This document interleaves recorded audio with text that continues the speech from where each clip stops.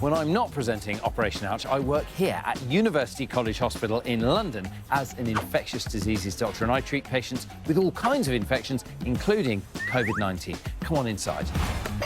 One of the most important pieces of kit that's being used to help treat COVID-19 patients in hospitals is a ventilator.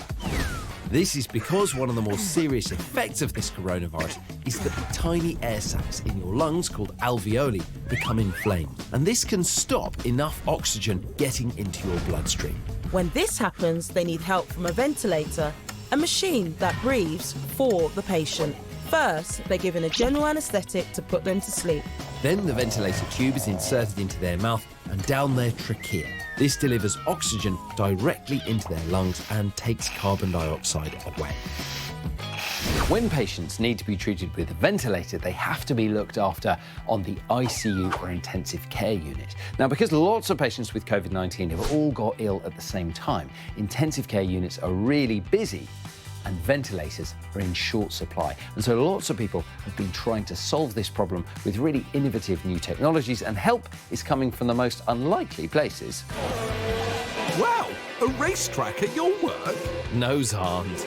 Just around the corner from where I work, scientists and engineers have been working with the Mercedes Formula One team to come up with a brand new model of ventilator. And they did it super fast. Time to meet this team's starting grid. Leading the pack are engineers Professor Becky Shipley and Professor Tim Baker from University College, London. I want to start by finding out why you ended up working with a racing car company to make devices to help patients with COVID breathe.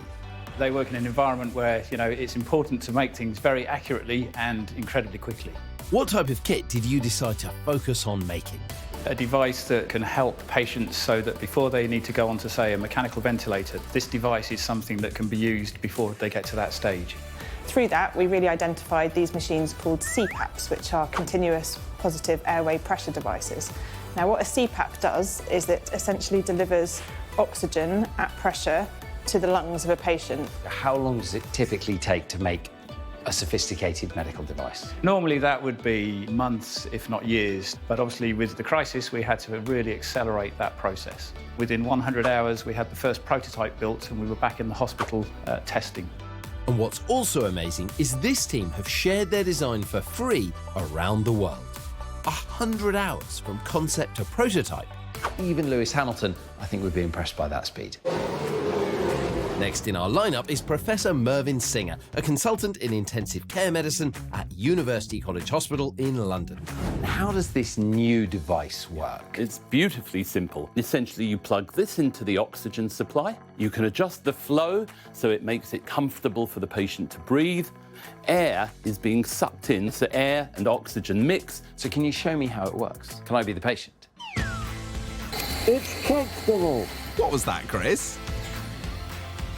It's a very weird feeling. It's a bit like having your head out the car window. There's just a blast of air and oxygen going into this mask. And it's essentially blowing me up a little bit like a balloon, so I'm always inflated. And that means that breathing in is very easy, and breathing out, you just feel a slight resistance. Now, why is this a good treatment for patients who have COVID? Well, the virus, we know, attacks the bases of the lungs, the alveoli, the air sacs. So the Cpap, giving the oxygen under pressure, helps puff up the air sacs to improve the distribution of air getting into the lungs so that the blood flowing through the lungs can pick up the oxygen and then deliver it around the body.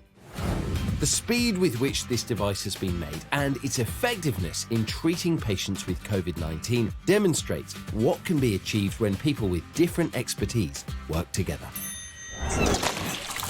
Operation Ouch.